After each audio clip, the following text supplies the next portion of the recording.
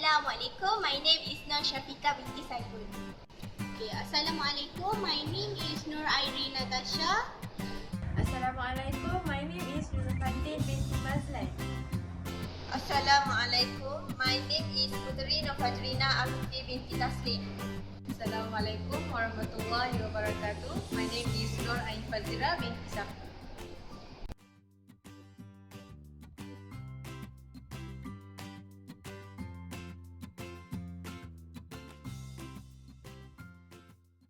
Assalamualaikum and hi. Today our group will be present about competence of effective leaders. But before that, I will explain to you what is actually leadership.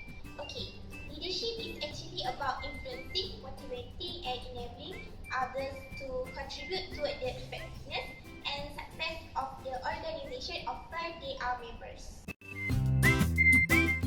And now, I will be explain to you about competencies of effective leaders. First point is integrity. Okay, integrity is actually involve truthfulness and consistency of word and action, qualities that are related and ethical conduct. Leaders actually have a high moral quality to judge dilemmas using sound values and to act accordingly. The integrity is ultimately based on the leader's value, which provide an anchor for consistency. Several large-scale studies have reported that integrity and honesty are the most important characteristic of effective leadership. For example, a leader has a fixed decision about submission of paperwork, which giving reward to those employees that able to submit paperwork on time. Even a leader favor certain employees and they are not submit in the right time, a leader still need to follow his decision. From this show, a leader is consistent and not biased. Knowledge of business is crucial leadership competencies that every new workers must have. They must understand the background, the operating, how the business operates or works, and the goals of the business. Background means they have to know the history of the company itself, when does it establish, the CEO, the executive, their others branch, and their achievement. Next, they have to know the how the company operates or works. They have to understand the external environment, such as the norms of the company itself, the software they've been using, the product they produce, and how they done their work there. Lastly, they have to know the goals of the business itself, what the company tend to achieve and want to achieve. So, they will know how to improve the existing service, product or task performance. This is all crucial as if Newtech is a company specialized in technology and product, they will want a worker or a new staff who is expert in engineering but not in social skills. So this is important competencies that have to be looked up to. Thank you. Next, competencies that Newtech should be as many in each candidate is emotional intelligence. Okay, emotion we can define that psychological, behavior and physiological episode experience toward an object, person or event that creates state of readiness are directed towards something or someone. So that emotion we experience joy, fear, anger towards something that we are aim to mean a task, customer, gadget. So in order Newtech company want to find the new vice president of marketing, so they have to examine their emotion. So there are no bias in making this decision. Leadership motivation. This is don't just see themselves as a leader, but they also motivate to lead others. The leaders motivate himself by throwing his whole heart in doing his job in excellent fashion. Then he also motivates others by continually looking for ways to help them to improve their lives and achieve their goals. For example, when there is a new task in the company, the leader not just try to complete his task by himself, but he will also help his staff in order to complete the task given. As conclusion for question 1, the 4 factors that can contribute for the competencies are integrity, knowledge of business, emotional intelligence, and also leadership motivation. These 4 factors is really important in one individual because it may lead to the better decision of the new vice president. Thank you.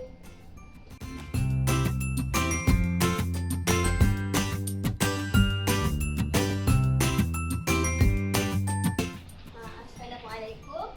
I will now explain on the transformational leadership for question 2. Okay. Transformational leadership is defined as a set of behavior that engage the followers to a better future. One must create strategy. So after the leader has created the strategy, he must have the vision in order to bring the company forward. So this vision must be communicated towards the staff. So the staff will know what are the things that need to be done in order to make the vision a reality. So the leader also need to have a model for the vision so that people, especially their staff, know what are the future of the company, know the success rate of the vision. So after making all these steps, it is important, it is a priority for the leader to make the commitment towards the vision, because without commitment, the vision cannot be become a reality. So the commitment of the leadership is very important. Transformational leadership is usually described as a universal concept that is good in all situations. Only a few studies have investigated whether this form of leadership is more valuable in some situations than others. Okay, for example, transformational leadership is probably more appropriate when organizations need to continuously adapt to a rapidly changing external environment than when the environment is stable.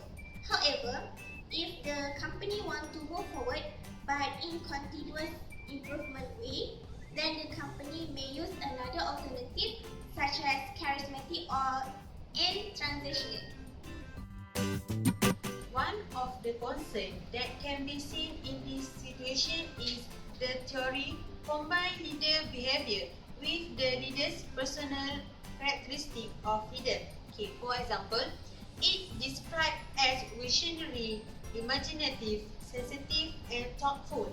Yet, these personal characteristics are really predictors of transformational leadership behavior. So, it means that if the leader have the personal matter, so she or he cannot bring it into the business matter. So, they have to put inside the personal matter so that they have clear making decision without any bias into the making decision. The third concern is transformational leadership affect the employees like inspired them. Then report that leadership is effective because inspires employees. So we must define that the transformational leadership purely a set of behavior in order to lead others through the changing process. For example, in this current situation, they only focus on the employee, but the transformational leadership is actually not only about that. It's about focusing on the whole matters, condition, and the people in the company. As a conclusion, there are 3 concerns that transformational leadership have to give concern to. First, the transformational leadership theories combine leader behavior with the leader's personal characteristic of leaders. Second, transformational leadership only suitable for certain situations, not universal. And lastly, transformational leadership only define the purely a behavior of something, where actually it has to define the performance based on the changing of behavior. To improve the transformation leadership, they have to implement the true leadership element, which is to create strategic vision, to communicate vision, and to build commitment to vision.